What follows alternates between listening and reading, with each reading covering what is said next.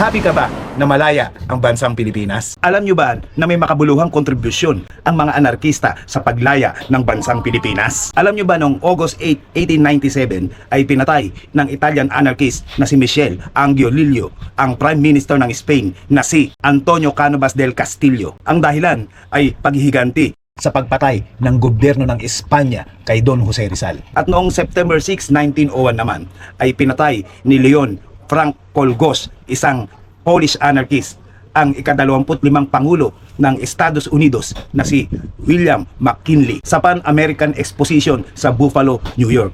At ang isa sa demand kung bakit pinatay siya ni Kolgos ay para palayain ang bansang Pilipinas sa pananakop ng bansang Estados Unidos.